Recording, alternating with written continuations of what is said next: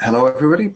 My name is Hanno from Raalte. I'm product manager for Moldflow, and I wanted to welcome you to the presentation for Moldflow 2018.2. We, as you know, have started to release Moldflow on a quarterly release schedule nowadays. So every quarter we intend to provide a new version of Moldflow that you can install next to your current version of Moldflow that allows you to complete projects with the prior version and then sort of install the next version of Moldflow next to it. So you can pick up new projects with the latest version. So it allows you to transition in and out of versions a little bit more comfortably than making a hard switch like installing a service pack. The other thing that we do with the quarterly releases nowadays is that we actually not only provide service packs or like bug fixes, but also with bug fixes also release new content and capabilities from Moldflow.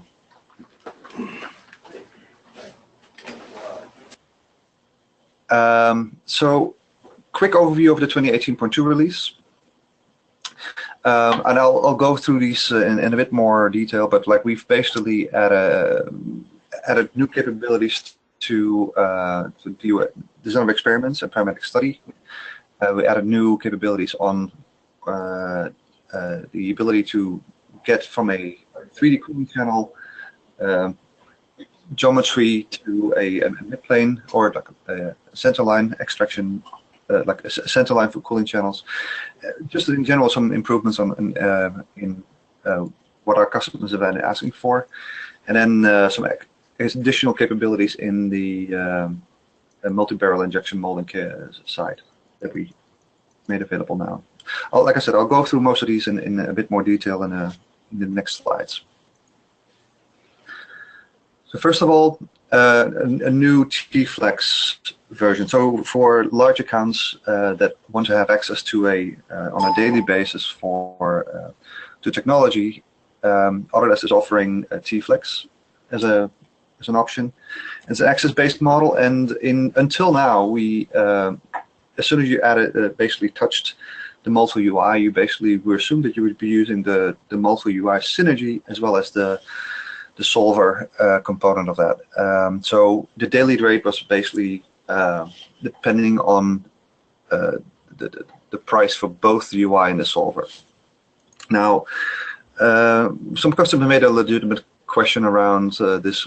It's a bit expensive in the sense that if you only want to, let's say, open up the user interface to review some results and not actually intend to run anything, then that cost actually can be a bit expensive. So we basically separated the cost now for touching the user interface and the solver. So we have a separate daily rate for the user interface as in a separate daily rate for the solver.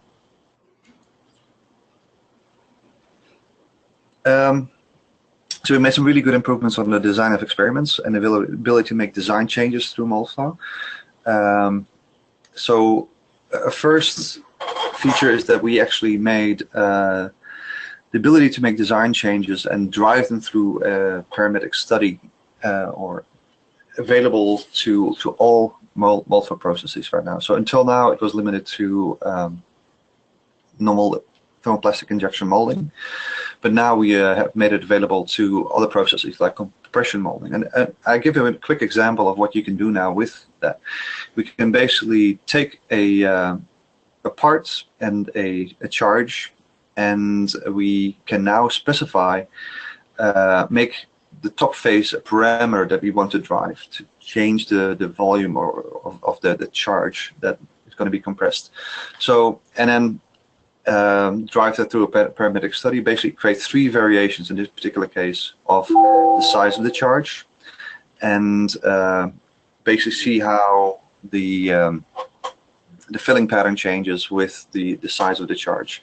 So this can help you in, let's say, determine sort of what's the right size of my the charge, for instance, or if I have multiple charges, like how do I change the different volumes of the different charges and to get the most optimal balanced filling pattern. So rather than doing that manually, you can drive that through a parametric study setting and basically explore all the permutations of possibilities to get to the right size charge in this case. But the same thing goes for, like, we support this analysis for things like gas-assisted injection molding, so you can determine the right size of your gas channel.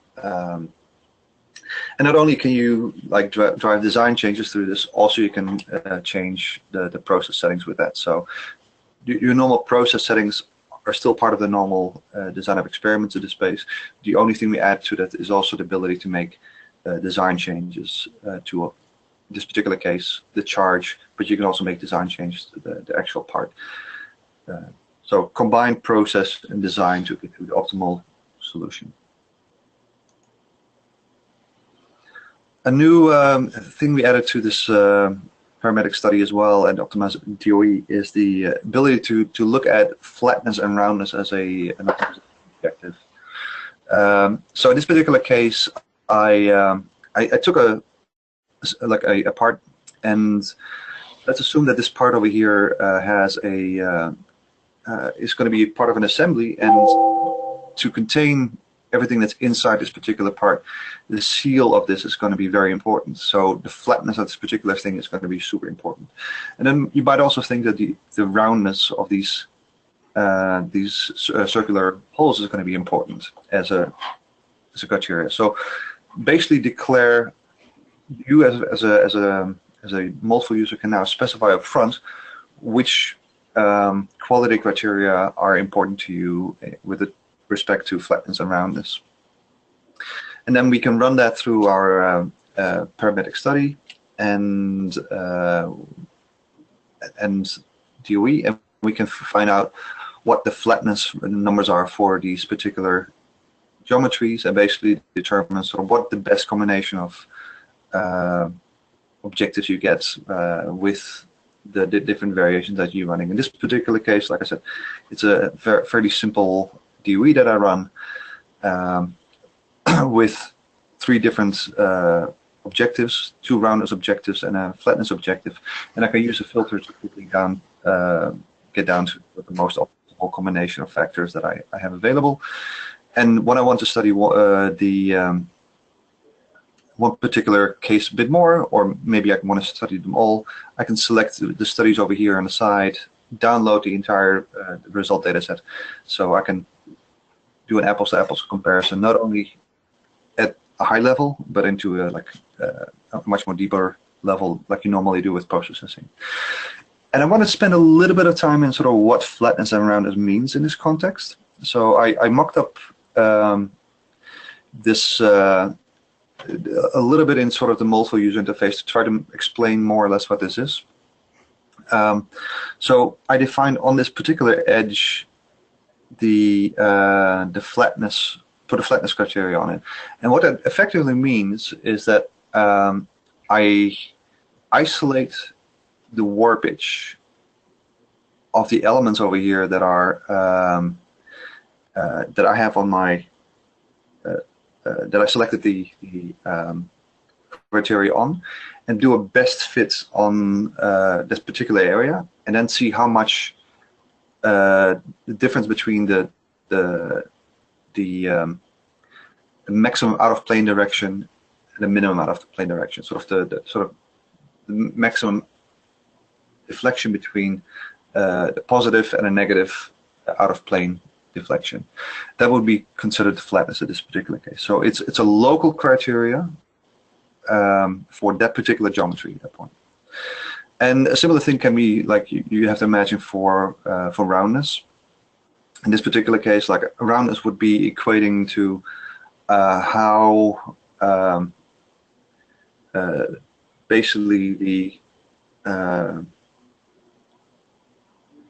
apply the warpage prediction on a locally best fitted set of elements that are where we put the criteria on, and then look at the deflection in Cartesian coordinates. So it basically gives an idea of sort of how circular shape this particular geometry is after and how well it conforms to the original geometry. Hey, Hanno, quick question. We just have a user who would like to know if concentricity is available, but would you say that this roundness would take care of that, or still treating it a little bit differently? No, so concentricity, I think, is at the moment.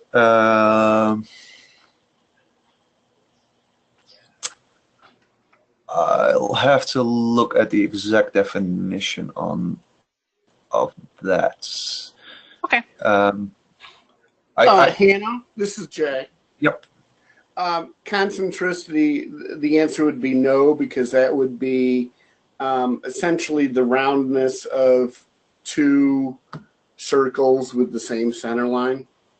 And you could do a roundness for both, say, an inner diameter and an outer diameter, and see that they're in a similar tolerance, but that doesn't necessarily mean they're concentric, because their center lines could be off a little bit. Or say, like on this particular example, it's egg-shaped with a major axis vertically, and the other one could be egg-shaped with a major axis horizontally. And so they may both be within a roundness tolerance, but not necessarily a concentric tolerance. Correct. And it's important to be explicit about this. Like the field of metrology is vast. The number of tools that are like you could look at in terms of things that are important are just, there's a lot of stuff that you could add to this. This is another starting point. I think flatness and roundness are like things that we hear very, very commonly, but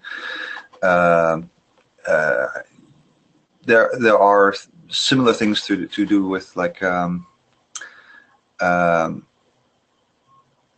parallelness of two bosses that are supposed to be sort of parallel, and after warpage they might not be parallel. I mean, there's a lot of stuff that that you could add to this over time. I'm happy to take a conversation offline on this topic, but multi-barrel injection molding, I said, this actually was developed or made available half a year ago in the 2018.0 release first, and we've been adding to this for the last couple of releases now. So one of the things that we're adding now is the ability to delay the master barrel. Multi-barrel injection molding is basically a process where you injection mold into a cavity, into a single cavity with multiple injection units. So multiple injection units will inject from different locations into the same mold. And there's a complex set of interactions that can take place between the different molding barrels that are in place. So the delay of the master barrel can be delayed by time and by ramp position. We added the support of valve gates in this case as well, and basically have some new controls for like how to delay the valve gates.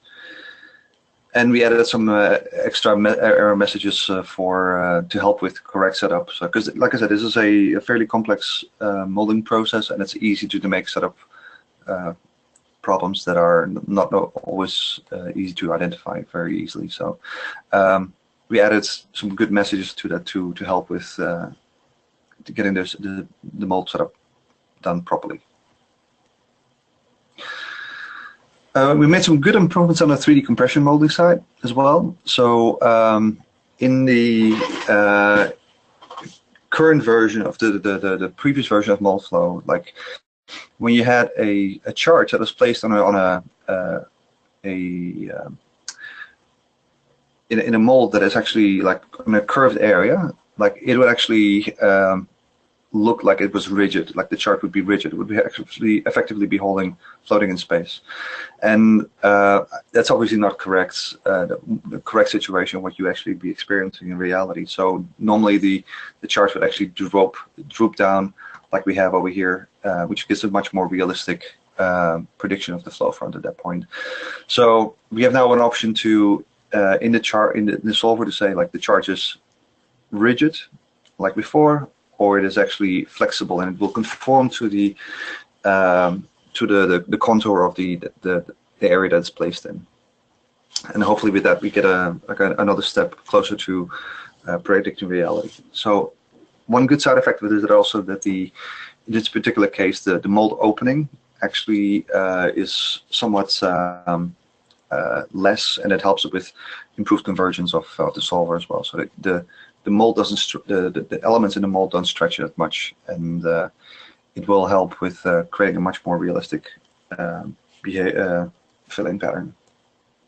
We also added some ability to use force control in the compression phase. So once the maximum compression force is reached, it will switch to pressure force control, and will continue compressing with that maximum compression force.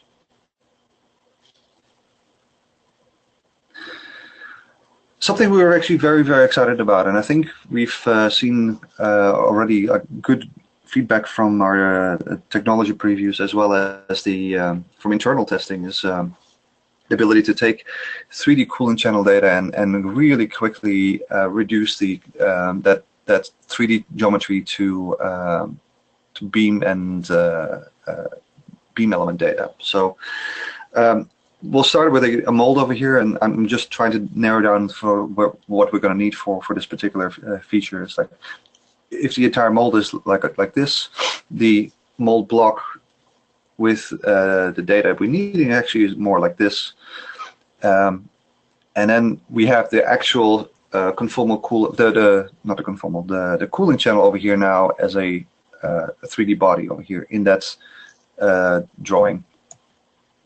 And so what we have now available is the ability to take this data and, like, in a fraction of a second, basically extract the center lines from it, and not only as center lines for like centerline geometry, but also apply the diameter information on as a property on the center line. And the only thing you're going to need to make sure is that everything is connected up properly. I think do normally a pretty good job with connecting those, making the connections over here, and then we can mesh it and basically create a good 3D sort of a beam element mesh out of this. So this workflow that you normally would have done in Moldflow, where you would be building this model from scratch, element by element or like segment by segment. When you have 3D body available, model available, then that actually can be streamlined quite significantly now. Something that takes an hour or more than a couple of hours can now be reduced into a couple of minutes of cleanup work, possibly, and just a meshing operation. So a good amount of reduction in time. Another thing we did that coincides with this is the ability to model now bubblers and bafflers in somewhat similar, like simplified ways. In the 2018 and before releases, if you had a baffle, you had to model the up and downstream elements separately, as well as the same thing goes for the bubbler, where you basically have an upstream elements with a bunch of elements going down and out over here. You can still use the exact same modeling method as before in the 2018.2 release, but in addition to also we have a simplified way of modeling that now. So we can now model the up and downstream elements over here with a single element, as well as the bubblers where like the up and downstream elements are like treated in one go. So that in combination with the centerline extraction, where it's now easy to create this type of geometry, the single element geometry, is going to make a huge improvement in terms of workflow. Something that comes with that is that with this particular geometry, in addition to having a cooling inlet now, we also have now an option to actually specify a coolant outlet, and this is particularly needed for this type of geometries, where at the end of each segment over here, the solver could think that like there's the water could exit in this particular location. So we now have to define an inlet and an outlet on this, where we can basically have the solver force the right workflow. And we get a couple of dead ends where like we have water stagnating, which is actually what's happening in reality too in many cases. So I have a little video over here with the workflow.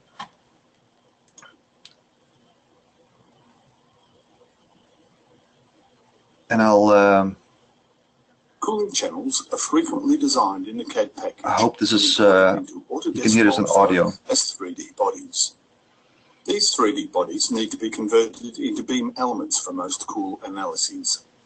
Manually converting even a simple cooling system can be a lengthy process. This video shows how to convert suitable 3D bodies into beams. First, identify which components of your model represent the cooling channels. To do this, hide all layers that contain mold and part information. Select the cooling channel bodies and apply to them the property Channel 3D.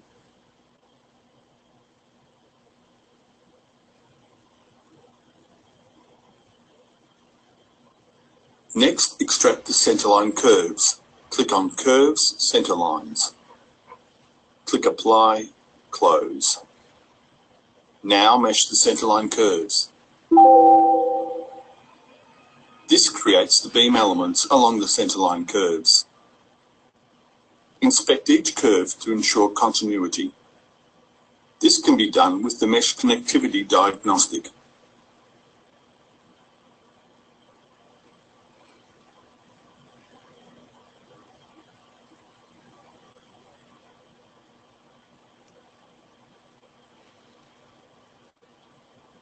Use the Create Beams function to repair any breaks.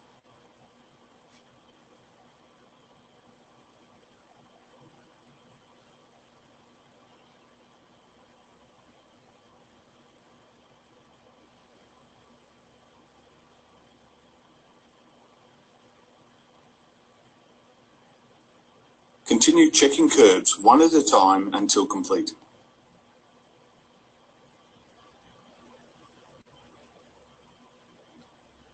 Bubblers and baffles are also easily modelled. Select the elements that represent, in this case, a baffle. Change their property to baffle.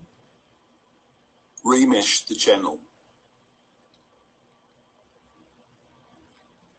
The need to model the flow up and down the baffle is no longer required. The final step is to assign cooling channel inlets and outlets. Stagnant coolant that accumulates in channel dead ends heats up and impacts on the heat of the system. By assigning inlets and outlets, the program automatically determines the coolant flow path and incorporates in the results the impact of the heated stagnant coolant. The circuit flow rate result shows these stagnant areas.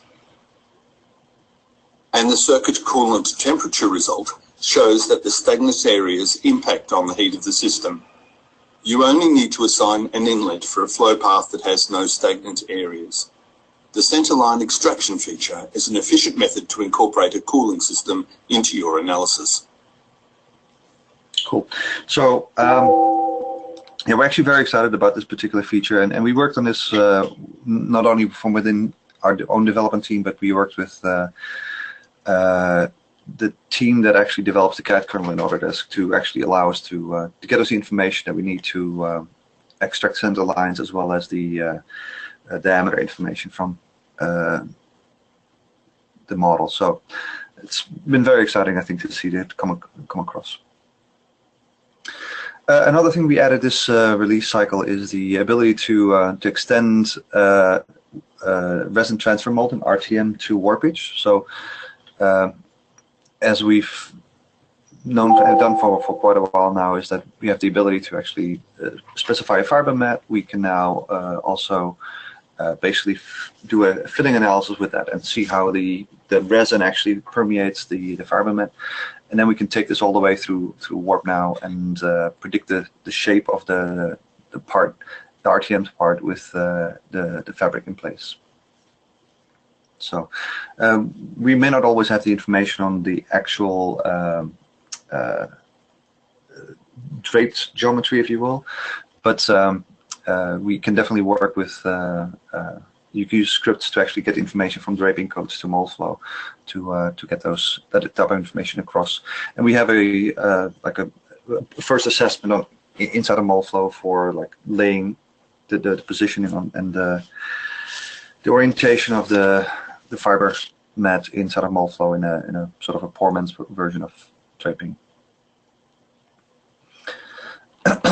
Another feature we added was for multiple dispensing path, and this is particularly of interest for the microchip encapsulation industry, where Underfill is an important aspect of what they do for creating microchips. So we added the ability to have multiple passes in the dispensing. So in this particular case, we will start dispensing resin around the outer edge of this chip, then continue on over here, and then go back to the original one and add another load of material on this in this chip, of resin on this chip. So, and every pass that we make, we can vary the amount of material that we're depositing on the particular area. So we basically define per pass how much volume is being deposited. In this particular case, we have for per pass 35% of the material is being deposited along this edge and 30% along this edge, and we can add multiplication factors to say like the first pass will deposit more material along the edge, and the second pass will deposit less material. So that's it can now be done in the microchip. This is, I think, a fairly common practice now in the microchip encapsulation industry.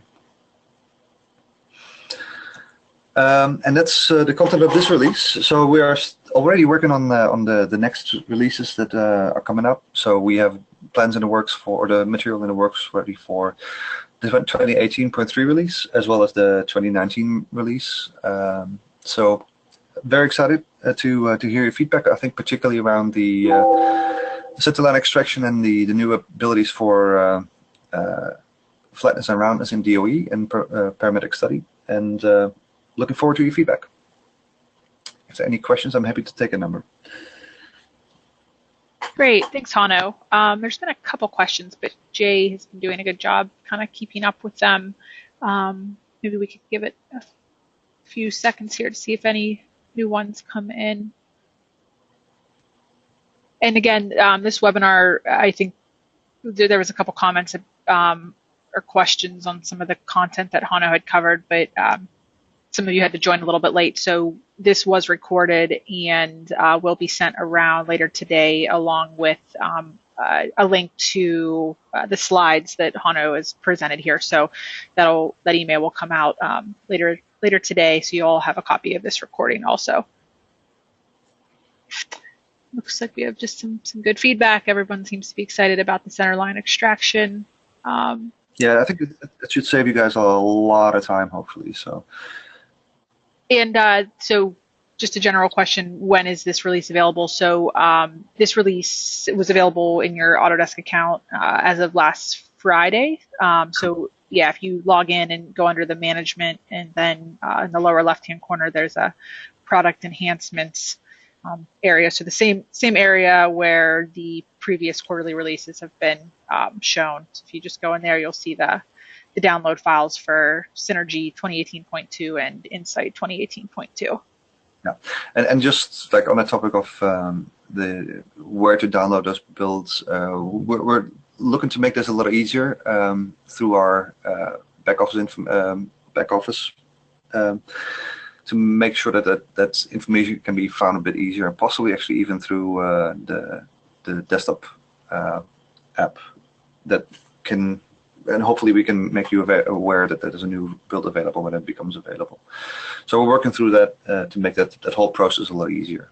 Okay, great. One bit of feedback too, I think in the video that you had showed, when meshing the cooling center lines and then converting to baffles? Did the baffle diameters get picked up correctly? They looked a bit thinner. Maybe just another little overview of that process. So those are all meshed as cooling lines first, and then you selected the beams that you wanted to convert over to baffles. Was that correct, Hanno? Correct. Yeah. So when you convert it over to so in the centerline extraction, we do not automatically identify the baffles and the bubblers. There's at the moment no way to automatically figure that out. So once the centerline is extracted, you can go in and actually change the property on those either elements or the geometry and say like, well, this is now meshed as, or this is now as a cooling channel property, but it's actually a bubbler or a baffle, and then you can change the properties types to it and identify what the right diameter are for that particular geometry. Okay, great. And we have a user who commented that they used that workflow to create a hot runner system also. So you would just apply those properties after generating that beam mesh. Is that correct, Hanno? In principle, you could do that. The only warning I want to give you is that at the moment, this is not supported for, let's say, tapered geometries yet. So at the moment, the centerline extraction works really well for circular shapes. We're looking to add the same capabilities for sort of non-circular shaped things, including taper, but I think it's still a little bit away. At least at the moment, that's not in the software yet. So if you have a gate area that's tapered, the centerline extraction will not pick that up correctly. But once we have that, I would assume that we're going to also like get that type of workflow set up for runners. So yeah. Perfect. Let's see, just a general question on what type of files will work for the import of the cooling lines. So that would be pretty much your normal files, right? Step file. Yeah. Yeah, whatever format you can get the 3D information on inside of Moldflow, it doesn't matter. So the only thing I would say probably just wouldn't work, but as a solid, yes, any kind of solid should work. Okay, great. Let's see. So that may be worth expanding on a little bit to the way this works. Is like the translators take your, for instance, Creo model. And after import in Moldflow, what you're looking at is actually an ASM model. It's no longer the original Creo model, but it's translated. And at that point, once it is in the sort of an Autodesk CAD kernel format, ASM, all the operations that we're doing on that after that are basically done on the ASM model.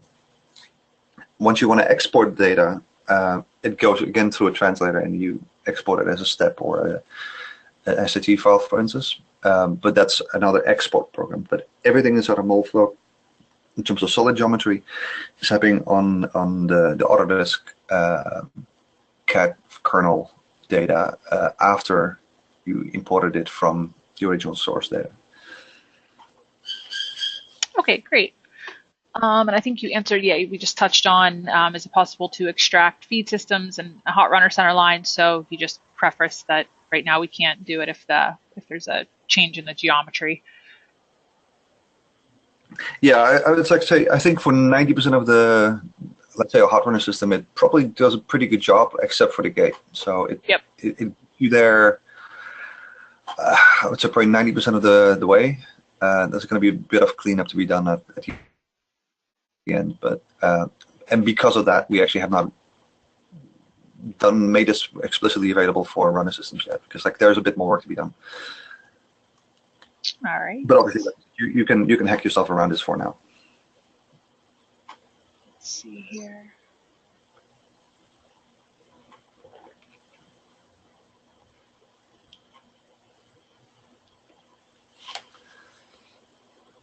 I think we covered mostly what we've discussed today. And again, we'll send, as I just mentioned, we'll send a copy of this webinar around to everybody, and then, should you have any additional feedback, please feel free to visit our forums, and post any questions or any feedback that you have on there. We'll be happy to Yep, take those as well. And many of you already have my contact details, so feel free to shoot me a message too. Great, thanks, Hanno. And I think with that, we'll go ahead and wrap up the webinar today. So thank you so much, Hanno, for joining us and for that great overview of what users can expect to see in the 2018.2 release, which is available, again, in your Autodesk account as of last Friday. So, great. Thanks, everybody. Thanks for attending.